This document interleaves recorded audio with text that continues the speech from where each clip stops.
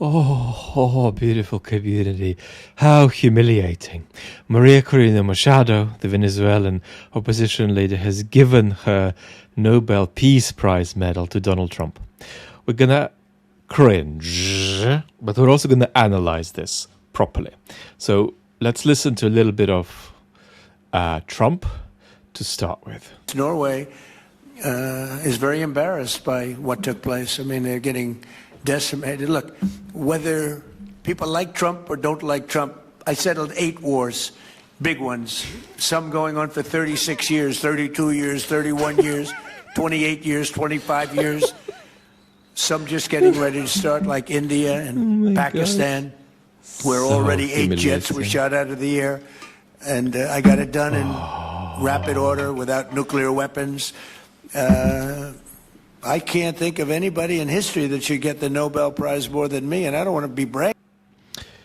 I mean, it's you're torn between sort of national humiliation you feel empathetically Americans are experiencing, and global humiliation. It's a globally humiliating thing. Let's now look at what Maria Corina Machado said, and that's also really cringeworthy, so we're just going to give a glimpse of it and not... Did you offer to President Trump your Nobel Peace Prize? I presented the President of the United States the medal of the Nobel Peace Prize. So and here is the Nobel Peace Center tweeting that a medal can exchange owners, but the title of a Nobel Peace Prize laureate cannot. So she's made a mistake,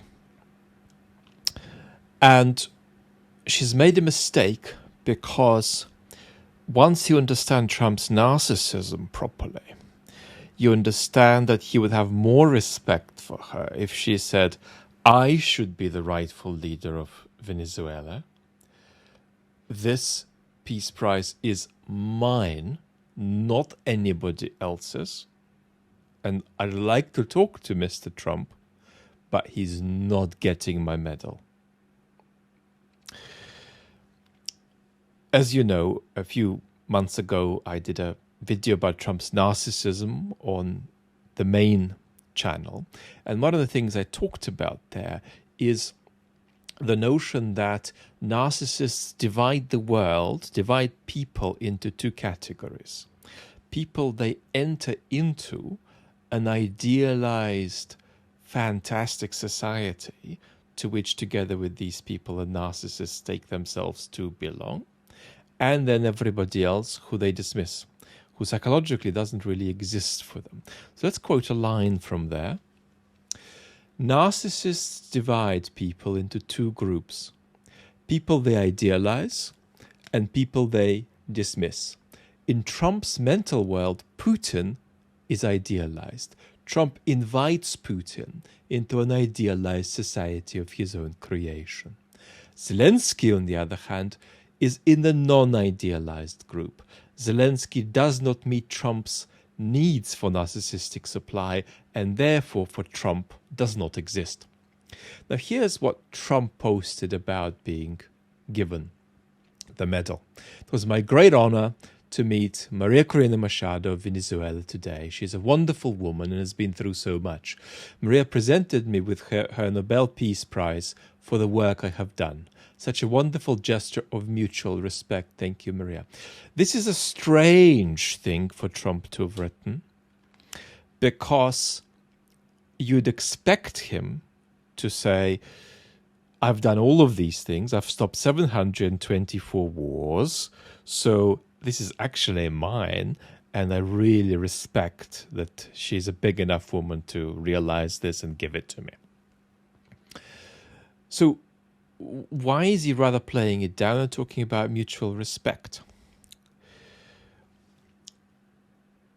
Trump still has a dial in him where certain things are so ludicrous and so embarrassing that he doesn't want to push the way he milks them for narcissistic supply too far. Otherwise, it can tilt into him being, in a way that he himself is all too conscious, on the wrong side of too much universal ridicule, and then it wouldn't work, it wouldn't be effective. So that's partly why this is such a subdued statement from him. He thinks that it's too much to say, this is mine and I've got it. Does he actually think it should be his? Oh, yes, absolutely. I mean, he genuinely thinks it's ludicrous that it's not his. But does he really think that? We'll come back to that in a moment, because I don't think it's quite right to say that he thinks it, even though he kind of thinks it. That's because Trump doesn't have many thoughts. He just has dispositional states that happen to serve him. And what mutual respect is there? Her giving this to him has plummeted her as far as Trump's respect goes. As we see from this division of people into two groups, giving the medal to Trump rapidly transfers her, in Trump's mind, into people who don't exist. Whereas if she actually said, this is not going to Trump, this is mine, and he needs to do more to deserve it, but I hope he does, then things that she might say about him in the future would be important reservoirs of narcissistic supply for Trump. But now that she's given him the medal, her saying positive things about Trump in the future isn't actually going to do much for him. He's not going to get any juice of that, any narcissistic supply. So, not only is this obviously pictorially bad for global politics, you're associating a prestigious award with the actions of a post-truth authoritarian populist. But it's not even going to serve Mushado's political or career interests.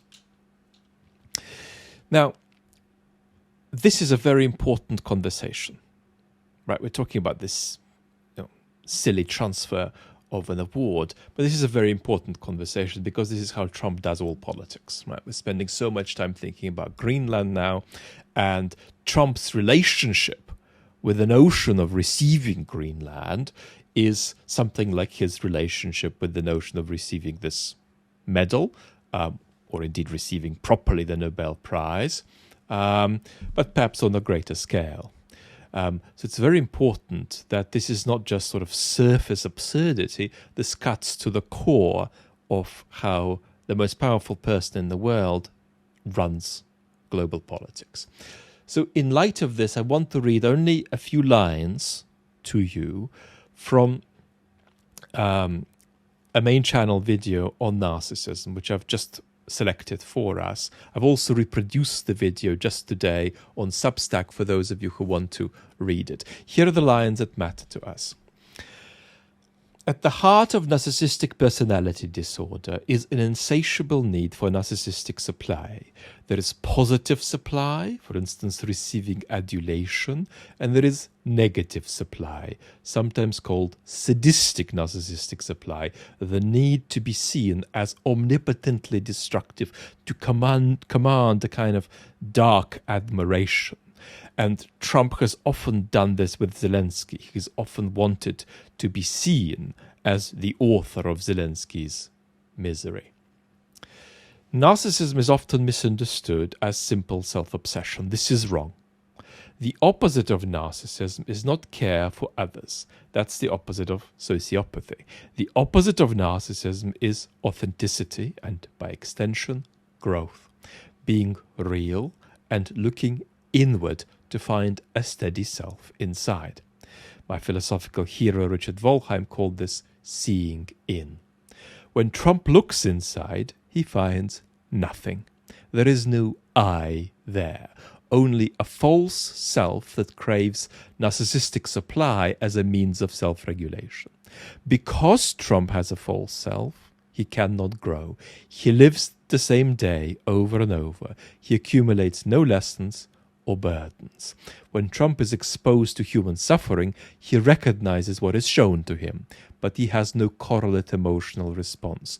Trump doesn't carry anything, whether it's Ukraine, Gaza, or even Melania.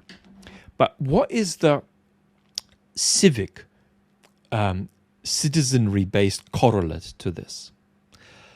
There are several, but perhaps the most important one is what we might call psychotic thought. That's thought whereby citizens are so overwhelmed by reality that they rigidly and aggressively expel a sense of reality from their picture of the world. That phenomenon is a very important part of the vote for post-democratic authoritarian populists. And we've got to understand that that state is not just a kind of intellectual mistake. It's a response to the overwhelm, alienation, deprioritization, and disenchantment, and the loss of agency that people actually feel in their political environment. In other words, for reasons of self-protection, truth becomes an enemy. And the political leadership correlate of that citizen-based feeling, or at least one of the correlates, is post-truth, buffoonish politics. So we have to understand that as our democracies decline, we need to focus on everything we can do by way of democratic regeneration. We can't reverse the decline entirely, but we can do a few things to stop it. We'll be talking about that.